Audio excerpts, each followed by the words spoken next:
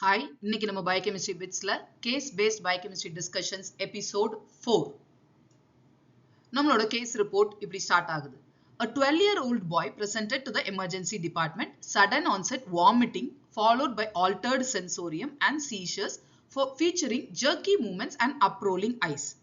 Okay, இதுல prior to this acute onset, patient experienced abdominal discomfort இருந்திருக்கு, profuse sweating, palpitations, headache and rapid breathing இருந்திருக்கு. History of consumption of unripe ackee fruit இருந்திருக்கு. Clinical examinationல the child was tachycardic, tachypneic and severely dehydrated.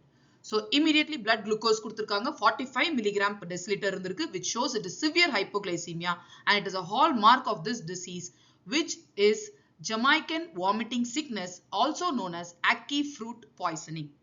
So இந்த ackee fruitனா என்ன அப்படின்னு பாத்தீங்கன்னா, ackee fruitங்கிறது அதோட botanical name Bligia sapida. Okay, அதுல ரெண்டு toxins இருக்கு, hypoglycin A and hypoglycin B. இதுல இந்த hypoglycin A தான் primary toxin which is responsible for this kind of clinical presentation. இதுல என்ன முக்கியமான விஷயம்னா, இந்த hypoglycin A வந்து when unripe, அந்த fruit unripe இருக்கும்போது high levelsல இருக்கும். பட் அது ரைப் ஆக அந்த லெவல்ஸ் அப்படியே சேஃப் ரேஞ்சஸ்க்கு அப்படியே ஃபால் ஆகுறதுனால சேஃப் ஃபார் கன்சம்ஷன் அப்படிங்கிற மாதிரி இருக்கும். So it is very important to differentiate between unripe ackee fruit and ripe ackee fruit before consumption. Only ripe ackee fruit is safe for human consumption.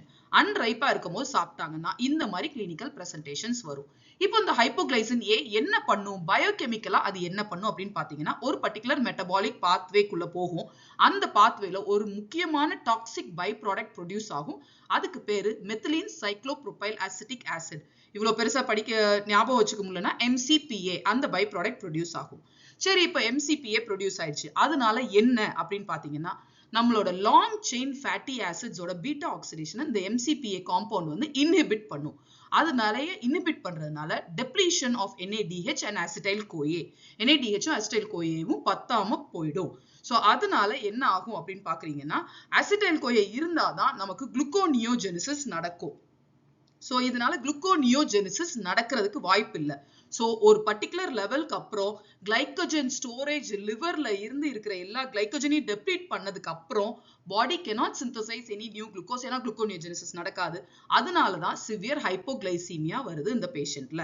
Okay, so few clinical correlations and treatment பாத்தீங்கன்னா, hypoglycaemia வந்துருச்சுன்னா sympathetic nervous system activate ஆகி அதுல adrenaline hormone release ஆகி உங்களுக்கு இந்த sweating, palpitations, tachycardia வரும். இதான் neuroglycopenic symptoms னு சொல்லுவாங்க ஹைப்போகிளைசீமியால. So beyond that vomiting தவிர இதுல சிவியரா கேசஸ் டாக்ஸிசிட்டி போச்சுன்னா உங்களுக்கு ஹைப்போதெர்மியா, கோமா அண்ட் டெத் வரைக்கும் போகலாம். ஆனா ட்ரீட்மெண்ட் பிரைமர்லி நமக்கு வந்து சப்போர்ட்டிவ் கேர் தான், IV fluids and dextrose கொடுப்பாங்க. ஏன்னா they have to restore the blood glucose levels.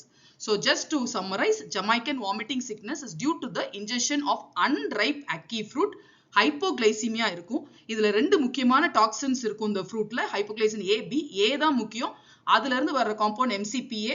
இந்த MCPA பீட்டா ஆக்சிடேஷனை இன்ஹிபிட் பண்ணும், அசிடைல் கோஏவை டெப்ளீட் பண்ணும். Acetyl CoA is required for gluconeogenesis. So gluconeogenesis நடக்காது.